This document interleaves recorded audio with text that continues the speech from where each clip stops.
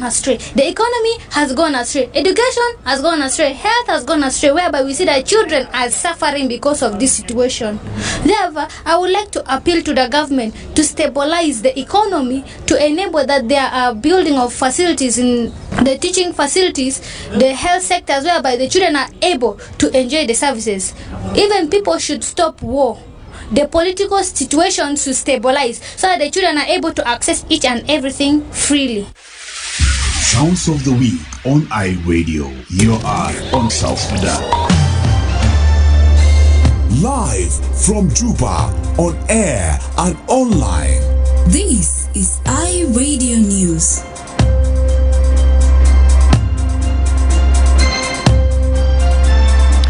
Hello, this is Zico De Andrew. It's iRadio News. First, here are the headlines. Authorities in Warab State have arrested 4 suspect gangs members in connection with an attempted sexual assault on 65-year-old woman in Tonsas County. UAP Insurance South Sudan Corporate Limited says it will end its operation in the country after 19 years over capital investment and market condition concerns. And the new Chief of Defense Forces says his priority is to combat transformation and reorganization of the army as well as the well-being of the force. These stories and more coming to you in the news bulletin with me, Deacon De Andrew. Now the news in details. Authorities in Warab State have arrested 4 suspect gang members in connection with an attempted sexual assault on a 65-year-old woman in Tonsas County. Speaking to iRadio this morning, State Minister of Information, Mamer Bath Mabog, confirmed the arrest and said a joint security operation is underway to apprehend the remaining suspects. A photo circulating on social media shows the victim sustained injuries in her upper right arm. Minister Mabog stated that the police of the security force are actively patrolling the area in pursuit of the remaining suspects. He added those arrested and still at large are believed to be teenagers. He emphasized that the state government commitment to ensuring all perpetrators are brought to justice, and he happened to be saying this. We are assembled from those young people. From those young people, there are a group of young, and we have friends them. There are more rebels. There are not only 4, but there are more. So now we are pursuing the rest. I think you have heard from the Commissioner of Joint Church, making a report that they are intelligent. It is actually an old woman. I think it's planned. So it is complete condemned by the state government. And now police is now pursuing them. It's now standing after them. Not only police, but the joint security operation. When they are friendly, it will also be fixed. Earlier this month, police in Juba arrested 6 young men suspected of sexual assaulting a 16-year-old girl. In response to that case, authorities launched a major crackdown on gangs in Juba, which led to the arrest of approximately 600 individuals. In another news as well, UAP Insurance South Sudan Corporate Limited says it will end its operation in the country after 19 years over capital investment and market condition concerns. This according to the press statement issued by the UAP Managing Director last week. The company said the decision followed a strategic review of the company's medium to long-term plan against challenging market conditions and undercapitalization. It says financial losses attributed to worsening economic situation have made it difficult to continue operating in the country.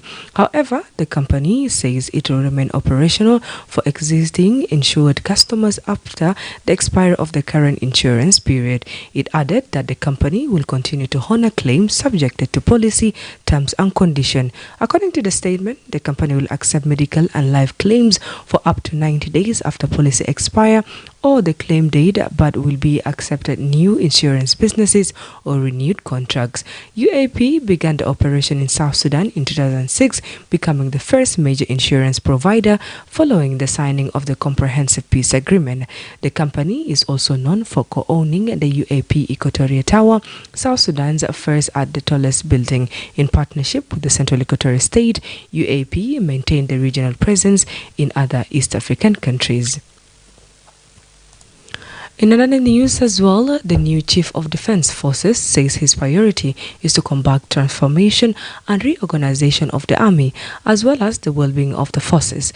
In this address, the swearing-in ceremony held at the State House on Thursday, General Diu Atonyol aligned his priorities with President Salva Kiir's instruction, directing him to transform the army into a professional, modern, and accountable national army.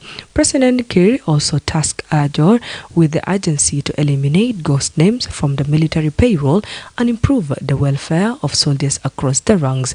The head of state outlined a clear roadmap of the new army chief, urging him to focus on the key priorities, including eliminating ghost names from the SSPDF payroll to ensure funds reach active personnel, securing reliable food and fuel supplies, and unifying the SSPDF as a constitutional people serving, and happened to be saying this. This is a position of great responsibility, and I trust in your ability to serve with loyalty, discipline, and vision. As you take up this role, I direct your attention to the following priority. 1. Transform the SSPDF into a professional, unified, and modern national army that serves the people and uphold the Constitution. 2. Eliminate ghost names from the payroll. Ever found must go to the real serving soldier. The issue of ghost names in the SSPDF payroll is unacceptable. 3. Ensure timely procurement and delivery of food and fuel through reliable company to support troop welfare. 4. Strengthen military relations with your counterpart at the regional and international level to promote cooperation and professionalism. 5. Prioritize training and leadership development for officers and soldiers to build capacity, that is, discipline and operational effectiveness. Kiir also instructed the new CDF to focus on leadership development and discipline and enhancing regional and international military cooperation.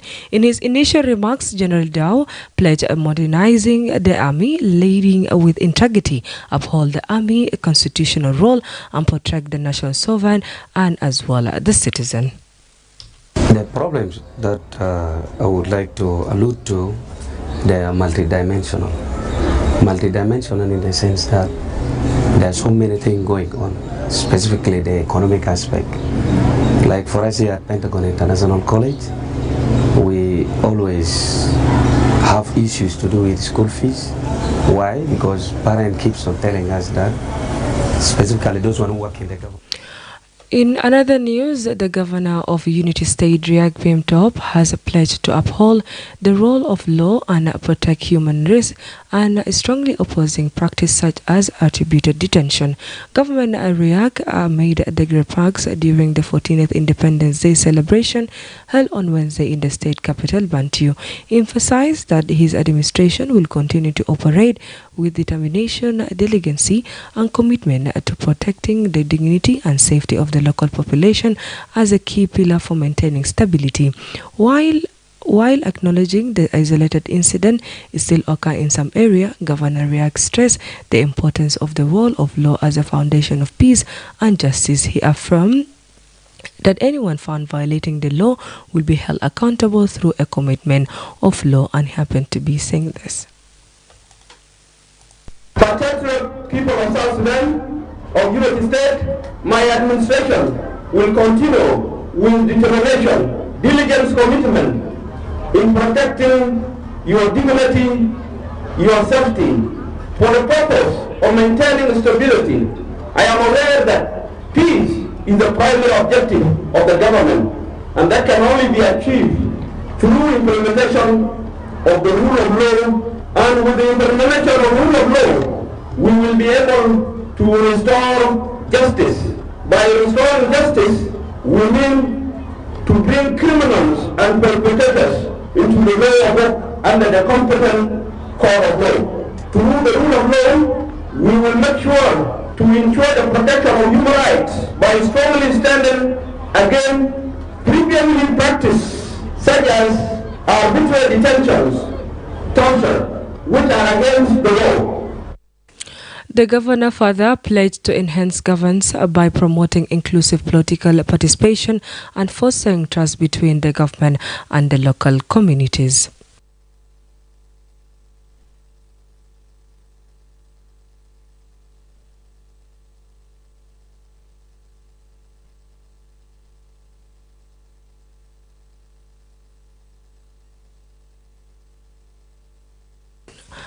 The President Salva Kiir has promoted dozens of judges and justices across various levels of South Sudan judiciary.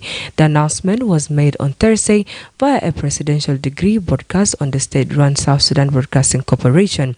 According to the decree, several judges of the Court of Appeal have been elevated to Supreme Court, while High Court judges have been promoted to Court of Appeal.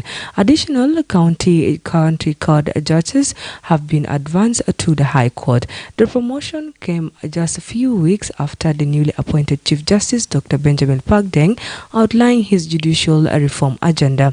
In June, Dr. Pag identified key priorities, including long overdue judicial promotion, investment in digital infrastructure, and development of new strategic plan to strengthen the judiciary. The move also follows growing concern over blockage of cases in the court. Last month, a human rights activist warned that the limited number of judges had delayed the justice for so many South Sudanese. And as for our last news, the governor of Eastern Equatoria, Louis Lebong, has called for the peaceful coexistence among communities and political parties to promote the well-being of the local population.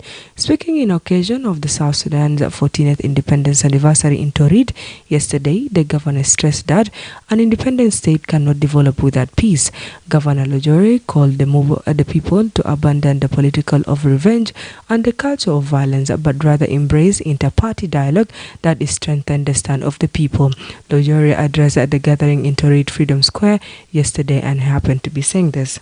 I want to stress that in independent states, there can be no development without peace. We must abandon the politics of revenge and the culture of violence. There is no honor in conflict. The peace shall belong to those who build, not to those who destroy it. Therefore, there is a greater need for a call for dialogue and a political maturity and desire to shun troubled politics as we stand to build this country. As a state, we must deepen our democracy through a genuine inter-party dialogue. Differences in our political opinion should not divide us. Our tribal affiliations should not divide us. Our geographical location should not divide us. All this must rather strengthen our stance, a country owned by people who love peace. I call upon all the political parties in Eastern Equatoria to engage in honest, peaceful, and respectful dialogue in the interest of our people. We are not enemies, we are partners in the great task of building this nation. I call upon the peaceful coexistence among our communities in Eastern Equatoria. Governor Lojore also urged all the relevant institutions to direct their efforts to stand united in protecting peaceful coexistence and reconciliation. Eastern Equatoria is relatively peaceful, and I therefore call upon the communities in Eastern Equatoria to stand united in protecting peace we have. I also urge traditional leaders, youth, women, religious institutions, and political actors to direct all their efforts and resources towards emphasizing our people on the value of peace, coexistence, and reconciliation. Kalama na gonu sukuluyom ve kanais ve mabotema dekulu ale kono onusa bitawaida bitasalam. This is the foundation of development and stability, and it is our collective responsibility to preserve it for our well-being and the generation to come. You are listening to iRadio News, and now to the international news with my colleague Lasuba Memo. Thanks, Dikodi. Andrew, making headlines in the region and beyond. The International Criminal Court said there are reasonable grounds to believe war crimes and crimes against humanity are being committed in Western Sudan.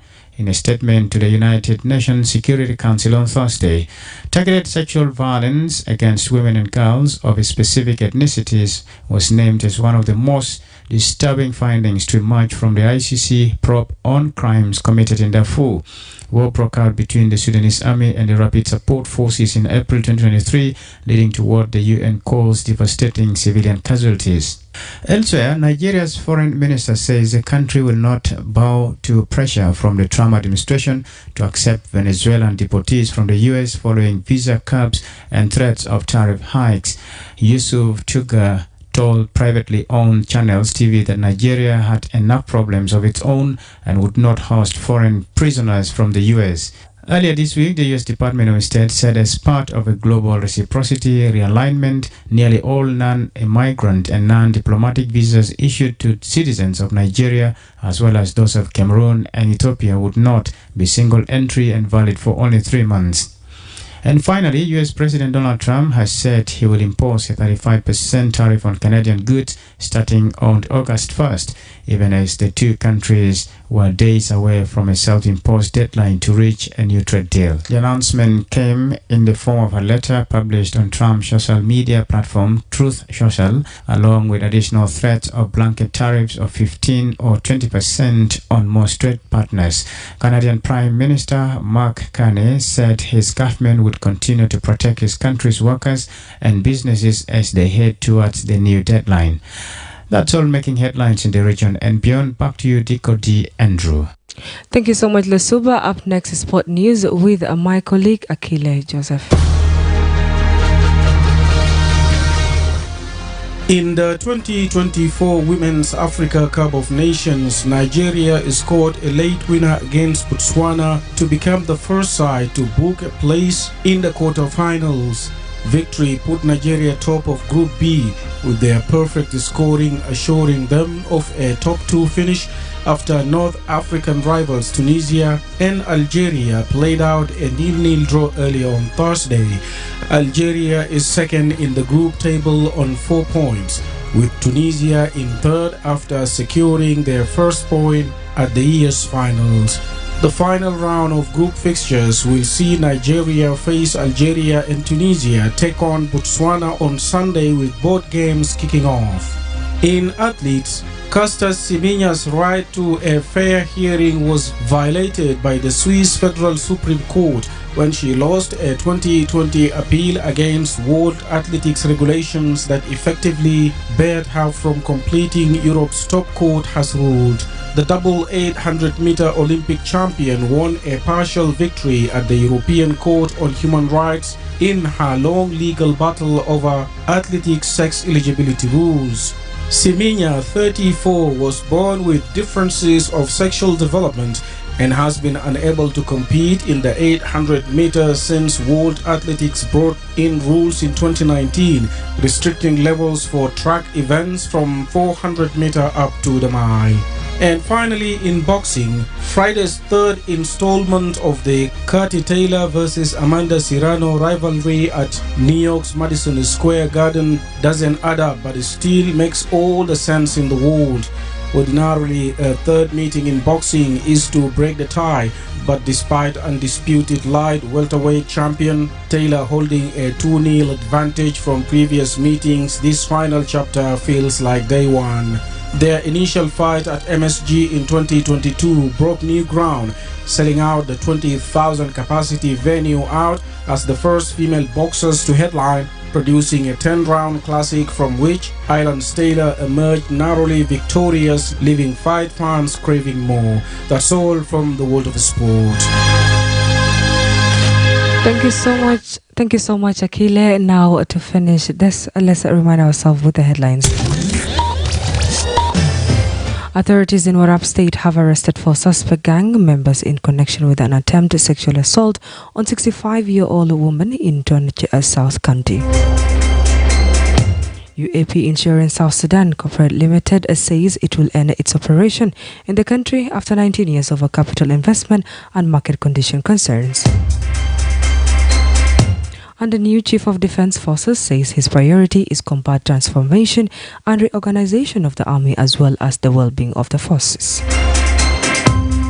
That's the end of iRadio News. If there's any story or event you would like iRadio to cover or report about, send us a text message on 0925 28 78 70. It's also our WhatsApp number. Follow us on X at iRadio Juba, like our Facebook page iRadio, subscribe to our YouTube channel at iRadio South Sudan.